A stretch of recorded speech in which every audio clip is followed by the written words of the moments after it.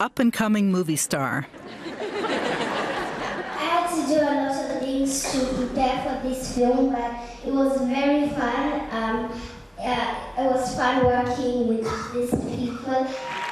Stacey plays the lead in Supa Modo, which recently premiered at the Berlin Film Festival. It's the story of Joe, who loves action films and dreams of being a superhero.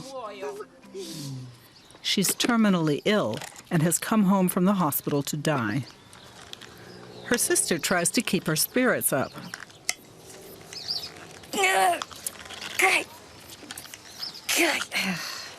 Manzi nahitaji pawa zako.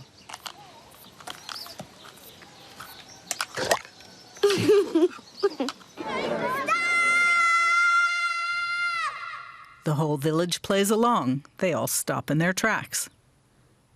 Joe's mission is to catch a thief.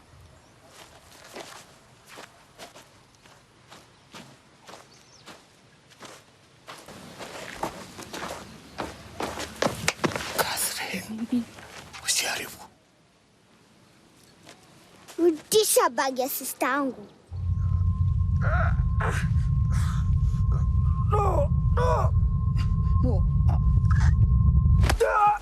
In the end, the fantasy is not the point. It's the fact that she found heroism inside of her and inspired a whole village to do something. Everyone has a hero living inside of them who they just need to discover.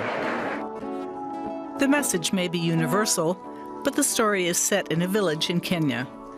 The film was shot near Nairobi and the dialogue is in Swahili.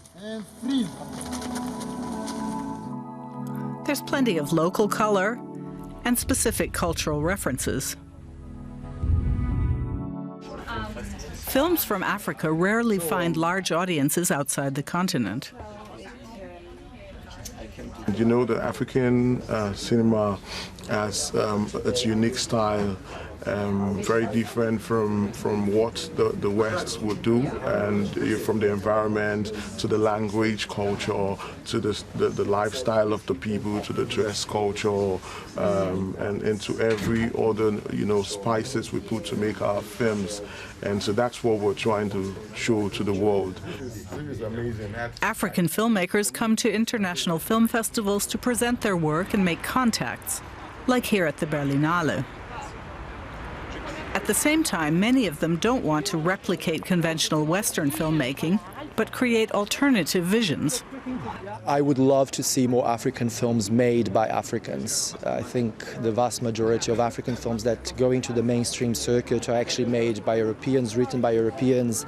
They usually have a white savior somewhere in them. And we've made it our mission to try and change that.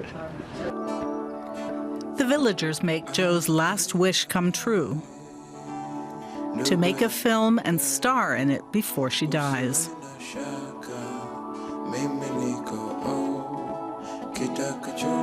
The film industry is in its infancy in many African countries. For some years now, filmmakers in Africa have received support from the German Economic Cooperation and Development Ministry and the DW Academy. It offers workshops for directors, screenwriters, camera operators, and producers. More than 1,000 people from 18 countries have taken part so far, including members of the team that made Supa Modo. It contributes so strongly to raising the general skill set level of Kenyan filmmakers, because what it does is that it gives us an opportunity to work on a much bigger production than we would ordinarily be able to, because we have a bigger crew, a bigger budget, a bigger story, a longer story, and that in itself trains us to be able to handle bigger projects. The German-Kenyan film was co-produced by the company founded by German director Tom Tykwer to promote African filmmaking. Tykwer says the spread of mobile internet and streaming services will eventually offer great new opportunities.